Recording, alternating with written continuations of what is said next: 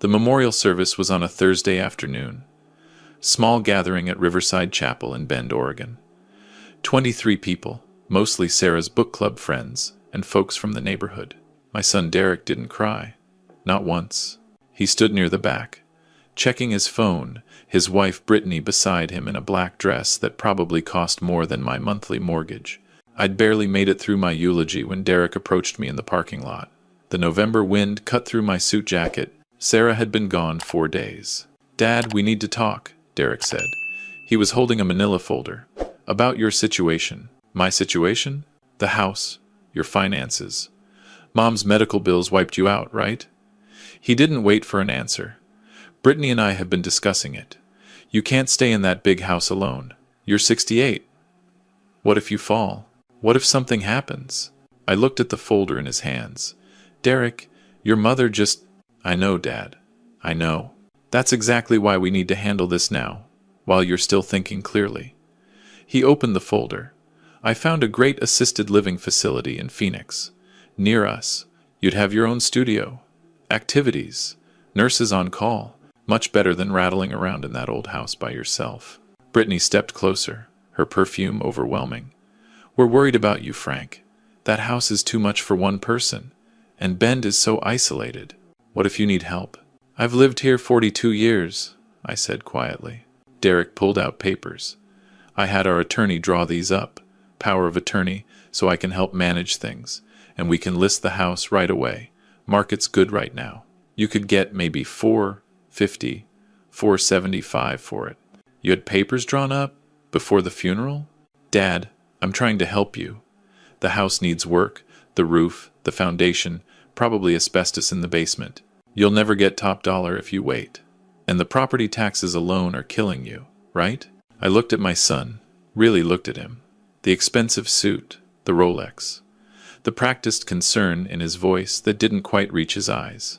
"I need time to think," I said. "Think about what?" "You want to end up like Joe Henderson, dead on his kitchen floor for 3 days before anyone found him?" Derek's voice hardened. "Sign the papers, Dad. Let me handle this. It's what Mom would have wanted." That last part felt like a punch to the chest. "I'll think about it," I repeated, and walked to my truck. That night, I sat in Sarah's studio. She'd converted the spare bedroom into her writing space 5 years ago.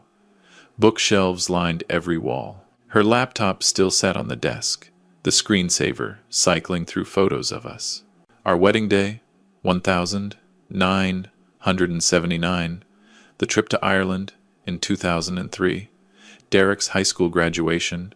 I opened the envelope Sarah's attorney, Patricia Chen, had given me at the service. Inside was a letter in Sarah's handwriting, dated 2 months before she died. "My dearest Frank," it began, "if you're reading this, I'm gone, and I'm guessing our son is already circling like a vulture.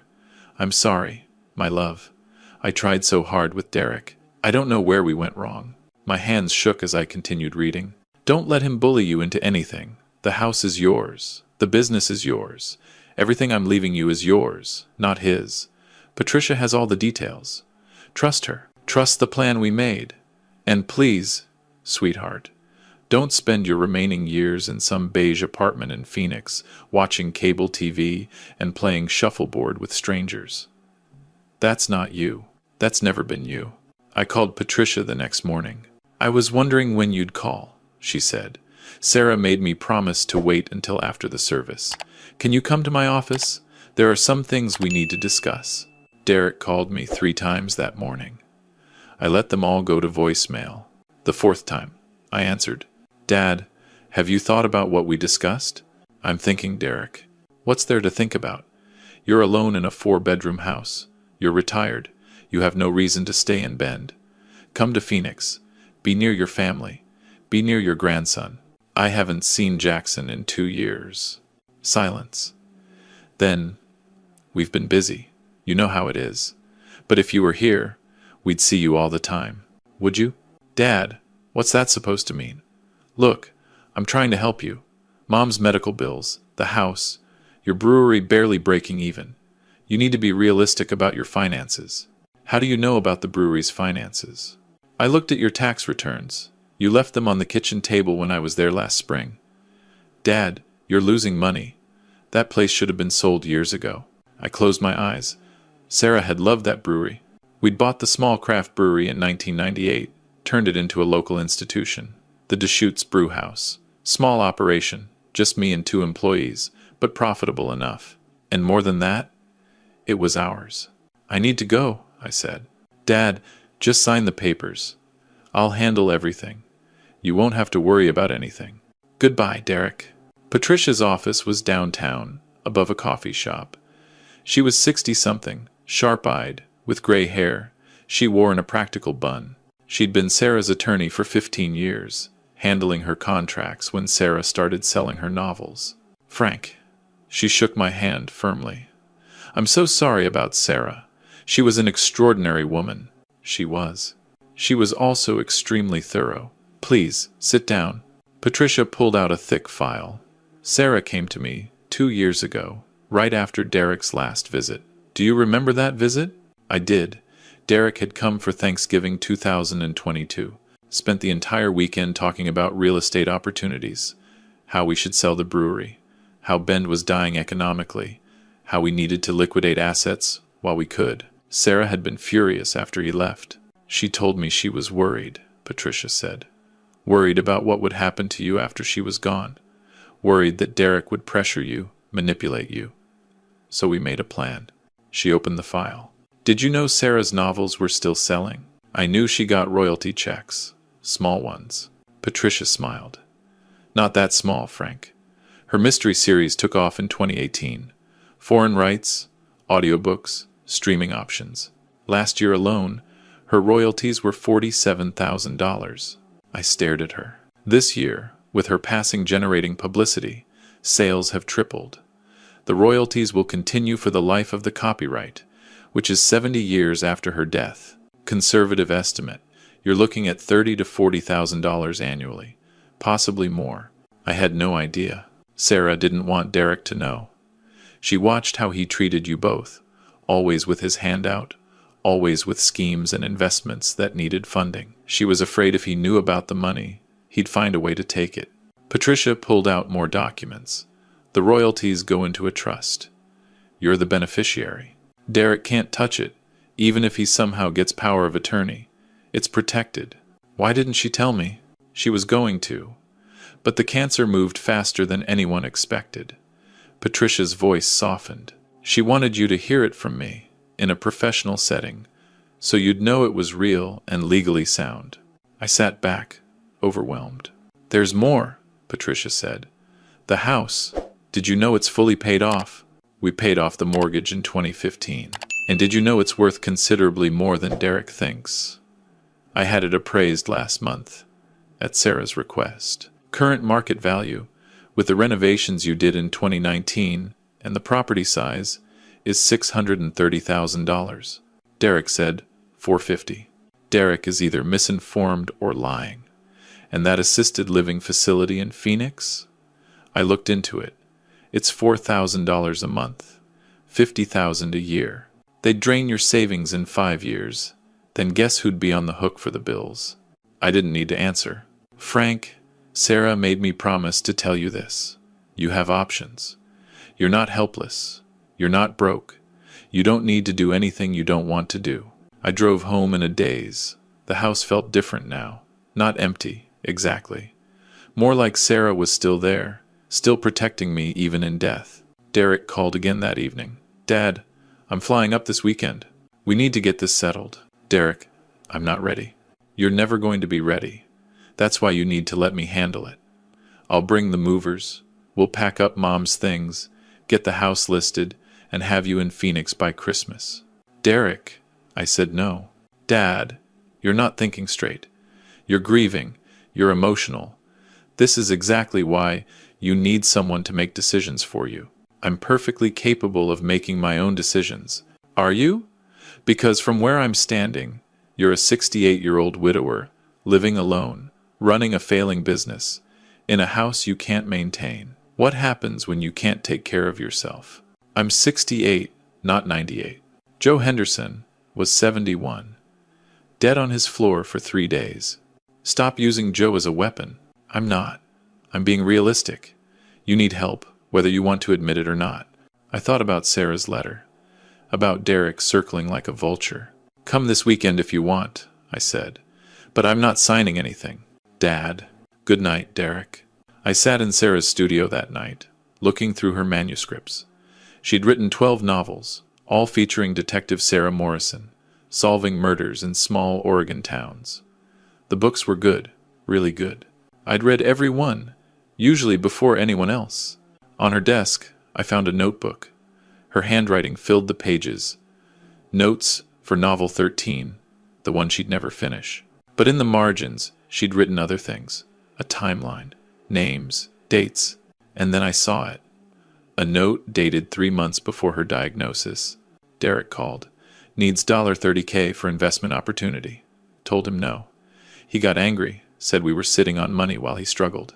I reminded him we gave him $50K in 2020 for his cryptocurrency venture. He hung up on me. I flipped back through the notebook.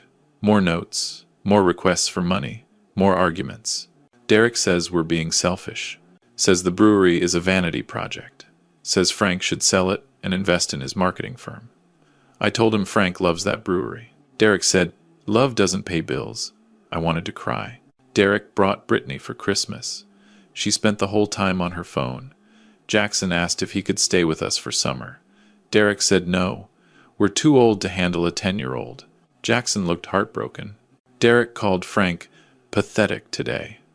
Said he's wasting his life making beer nobody drinks. I told Derek to apologize. He said, why? It's true. I asked him to leave. He hasn't called back. I'm not sorry. I closed the notebook, feeling sick. Saturday morning, Derek's rental car pulled into my driveway at 9 a.m. sharp. Brittany stepped out first, already on her phone.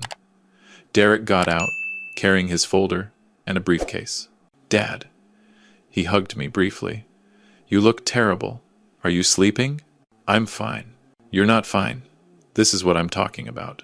You need people around you, support, structure. Inside, Derek spread papers across the kitchen table. I had our attorney update everything. Power of attorney, medical directive, property transfer documents. Sign here, here, and here. He pointed with an expensive pen. I'm not signing anything today. Dad, we've been through this. We have. And I said no. Derek's jaw tightened. Fine. Let's talk about the brewery then. How much did you lose last year?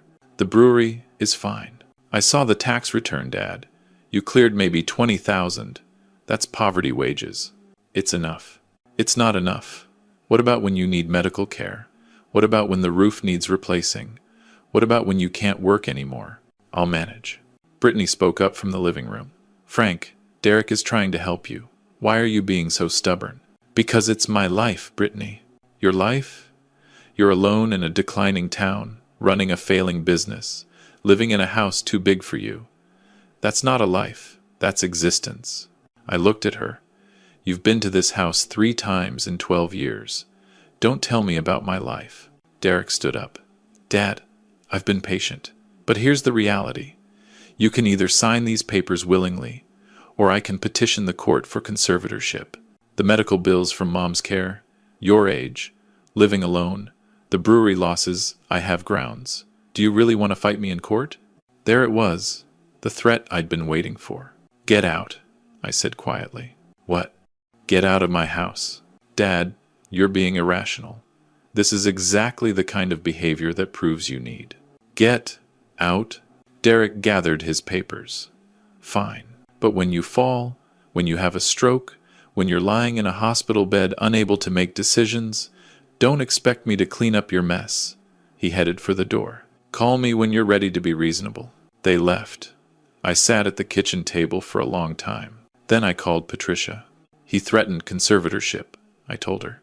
Anticipated that, she said. Sarah did too. I have a counter-proposal. Are you free Monday? Monday morning, I met Patricia at her office. With her was a man in his 40s, Tom Bradshaw, a real estate attorney. Frank, Sarah, and I discussed many scenarios, Patricia said. What if we give Derek what he wants? What? Tom spoke up. The house. Give him the house. Sign it over. Let him deal with it. But, listen, Patricia said. The house is worth $630, yes. But it needs work. The roof is original, 1,981. The foundation has cracks. The electrical system should be updated. The furnace is 20 years old. If Derek takes the house, he takes those problems. And what do I get? Patricia smiled. The brewery property. Did you know Sarah bought the land under the brewery 5 years ago? I stared at her. The building was a lease, yes. But Sarah bought the actual land from the owner in 2020. It's in a trust. With her death, it transfers to you. The land alone is worth $340,000. Prime downtown location. The building itself adds another $100,000. I had no idea. She wanted you to have security. Options. Patricia pulled out more papers. If you sign the house to Derek, you can live in the apartment above the brewery. It's small, but it's yours, fully paid.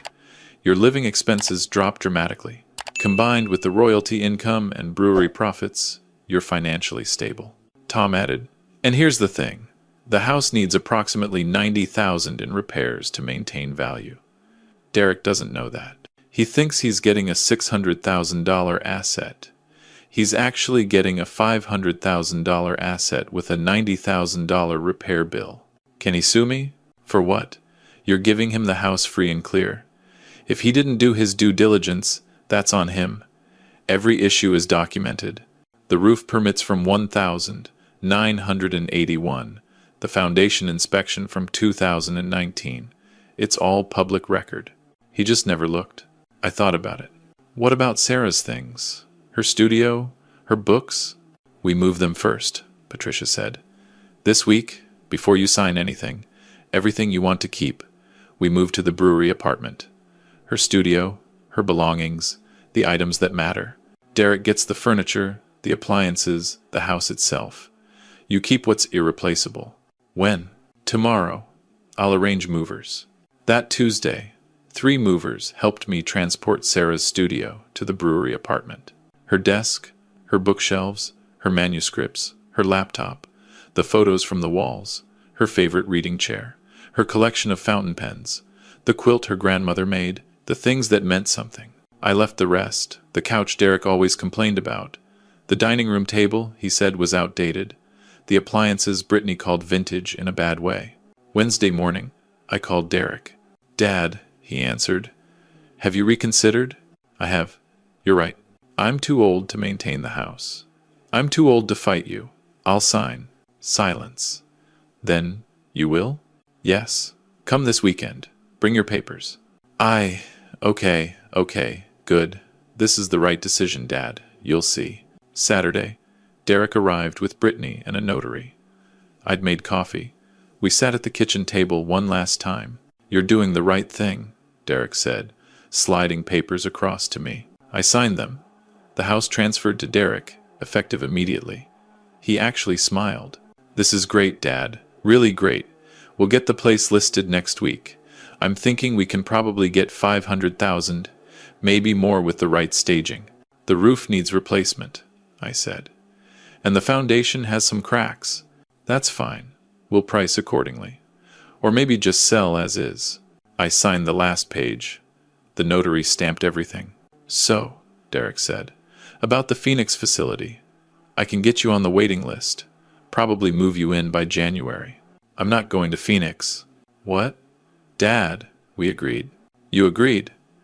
I'm moving into the apartment above the brewery. The brewery? Dad, that place is a dump. You can't live there. It's being renovated. Move-in ready next week. Derek's face reddened. This is insane. You just signed over the house. Where do you think you'll get money to live? Sarah's royalties. And the brewery income? Royalties? Dad, Mom got like $200 a year from those books. $47,000 last year. Actually. Going into a trust she established. That you can't touch. Derek stood up. What? Sarah left everything very clearly arranged. The house is yours now, like you wanted. The royalties and the brewery are mine. We're done. You manipulative, Derek caught himself.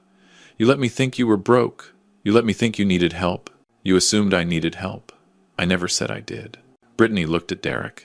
How much are the royalties? It doesn't matter, Derek snapped. He tricked us. You got the house, I said calmly. Exactly what you asked for. I didn't trick anyone. The house needs $90,000 in repairs. It's all in public record. Foundation inspection from 2019. Roof age from the permits. You could have looked. Derek grabbed his briefcase. This isn't over. Yes, it is. You have the house. I have my life. We're done. They left without another word. I moved into the brewery apartment the following Tuesday. 1 bedroom, small kitchen, living room overlooking downtown Bend. I set up Sarah's studio in the spare space. Her desk facing the window, her books on new shelves, her manuscripts in perfect order. The brewery itself started doing better. I hired a manager, updated the tap room, and added Sarah's name to the sign. Deschutes Brewhouse, established 1998, in memory of Sarah Morrison, 1955 to 2024.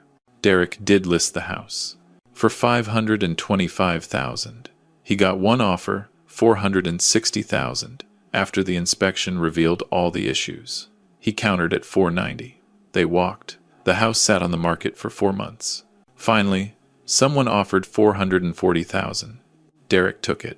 After realtor fees and the repairs he had to make to close the deal, he cleared maybe $380,000. Split with his divorce attorney 6 months later, when Brittany left him. He never called again.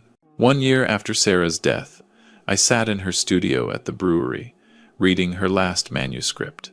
She'd gotten farther than I thought. 12 chapters of Detective Morrison's final case. I could see where she was going with it. Maybe someday I'd hire someone to finish it. Patricia visited that afternoon. How are you, Frank? Good. Really good. The brewery's doing well. I saw the numbers. Sarah's name brought in customers. Turns out people loved her books. They loved seeing her remembered. She'd be happy about that. I made tea, and we sat in the tap room, watching the afternoon sun through the windows. Did you know? I asked. Did you know Derek would get so little from the house? Sarah suspected. She had the inspection done quietly. She knew the market, knew the costs. She figured Derek would clear maybe $400,000, max. She played a long game. She loved you. She wanted you protected, happy, independent. The house was just a house. You, the brewery, her books, that was her legacy. I smiled. She was something else. She was. My grandson Jackson called me the next week. He'd just turned 13. Grandpa, Mom said, I could come visit this summer. For 2 weeks. Is that okay? More than okay, buddy. Cool. Dad said you live above a brewery now. Is that true? It is. That's so cool. Can I help you make beer? I laughed. We'll see what your mom says. Grandpa? I'm sorry about Grandma. Me too, Jackson. Me too. Dad said she was famous. For her books. She was pretty great. Can you tell me about her? When I visit? I'd love to. After we hung up, I sat in Sarah's studio. The evening light made the spines of her books glow. 12 novels, 12 mysteries solved. And one final mystery, the one she'd solved for me. How to keep living after she was gone. How to stay myself, stay independent, stay free. I picked up her letter, the one I kept in my desk drawer, and read the last paragraph again. You're stronger than you think, Frank. Stronger than Derek gives you credit for. Don't let him make you small. Don't let him take what's ours. Live your life. Drink good beer. Remember me. And please, sweetheart, be happy. That's all I ever wanted for you. Happiness. Freedom. A life worth living. I folded the letter carefully and put it back. Outside, Bend was settling into evening. The brewery lights glowed warm. Tomorrow, I'd brew a new batch. Maybe name it after Sarah. Something clever. Something she would have laughed at. I had time. I had my brewery. I had Sarah's books, her words, her love. I had my life back. Derek had the house, and he was welcome to it. I was exactly where I needed to be.